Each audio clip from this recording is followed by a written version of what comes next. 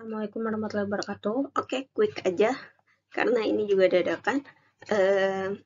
Hari ini kita akan membahas materi selanjutnya ya, masih tentang produksi.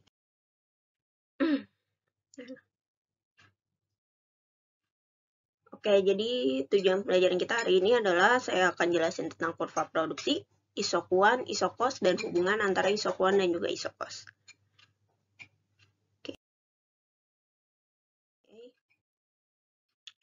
Ini kita lewatin dulu aja. Terus kemarin saya sempat ngasih tugas ya. Nah, ini adalah kalian bisa cek sendiri ya jawabannya.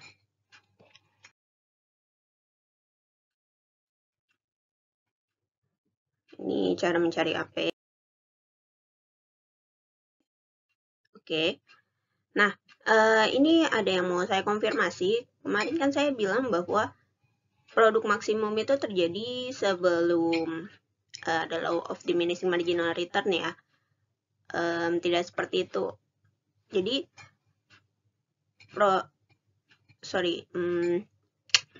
produk maksimum atau produksi maksimum itu terjadi ketika MP-nya itu sama dengan 0 atau mendekati 0.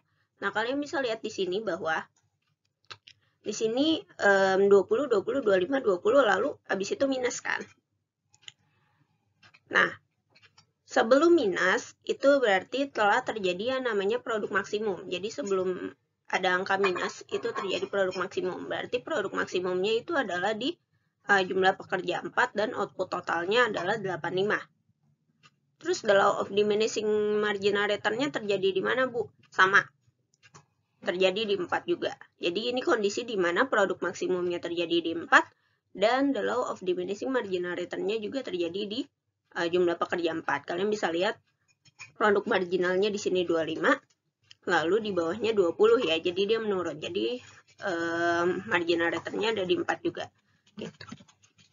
Jadi dia the law of diminishing marginal return dan produksi totalnya sama ya. Ada di jumlah pekerja 4, output total 85, produk marginal 20, dan produk rata-rata 21,25. Jadi kalian bisa benarin jawaban kalian masing-masing ya, biar nanti tidak bingung. Oke. Kita next ke materinya. Sekarang kita akan masuk ke grafik produksi Pocari Sweat ya. Kalian bisa lihat di sini.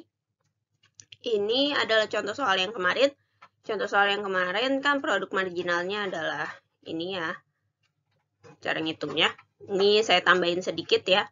Di bawah kan kemarin ada 6 doang ya, saya tambahin jadi 10. Terus produk rata-ratanya kalian bisa lihat. Nah, kalian bisa lihat di sini yang merah itu adalah the law of diminishing marginal return-nya.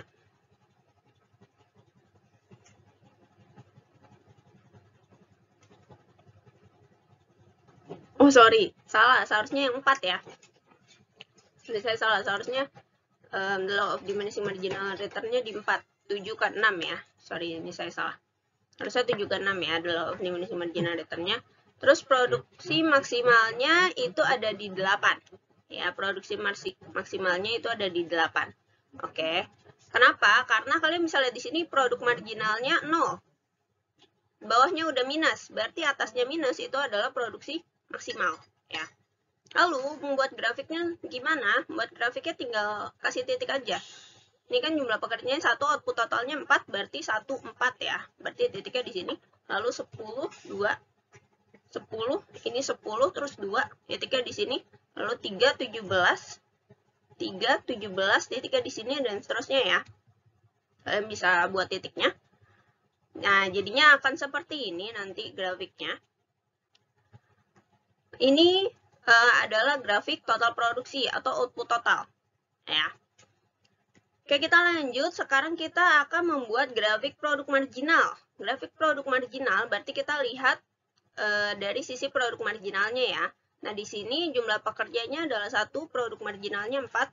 Berarti 1, 4, titiknya di sini. Lalu jumlah pekerjanya 2, produk marginalnya 6.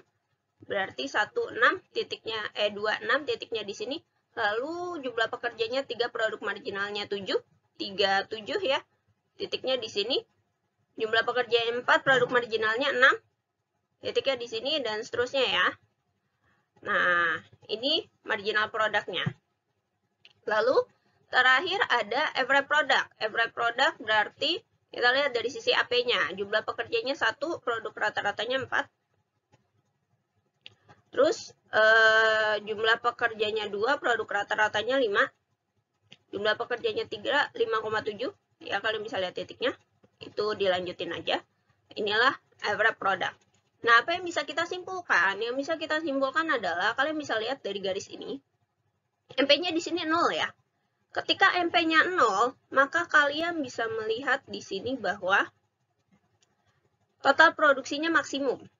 Jadi bisa kita simpulkan apa? Kita simpulkan bahwa MP-nya 0, TP-nya maksimum. Kita simpulkan bahwa AP akan mengalami bukan AP ya, TP. Ini saya salah tulis. TP akan mengalami maksimal ketika MP sama dengan 0. Ini bukan AP ya, ini TP. TP akan mengalami maksimal ketika MP sama dengan 0. Lalu yang kedua, kalian bisa lihat di sini AP-nya ada di titik maksimum ya. Kalian bisa lihat di sini AP-nya ada di titik maksimum. Ini. Nah, maka apa yang bisa kita simpulkan? Ketika MP sama dengan AP, kalian bisa lihat MP sama AP-nya itu saling memotong ya, saling memotong. Berarti ketika saling memotong, MP sama dengan AP. MP-nya yang kuning, AP-nya yang ungu. MP sama dengan AP, maka AP berada di titik maksimum. Itu syarat kedua. Terus yang ketiga, itu adalah kalian bisa lihat di sini kan ada garisnya ya. Nah, dari ujung sampai garis yang AP maksimum ini adalah tahap 1. Lalu dari AP maksimum sampai TP maksimum itu adalah tahap 2. Lalu setelah TP maksimum itu adalah tahap 3. Seperti itu ya. Oke, kita lanjut. Ini yang terakhir.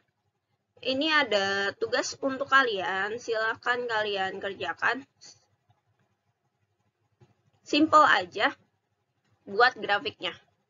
Nggak sulit kan buat grafiknya aja. Jadi saya cuma minta kalian buat grafiknya, lalu kumpulkan via GCR ya. Kumpulkan via GCR. Setelah itu nanti akan saya koreksi. Oke. Jadi cukup sekian dari saya. Jika ada pertanyaan silakan WA saya. Terima kasih atas waktunya. Wassalamualaikum warahmatullahi wabarakatuh.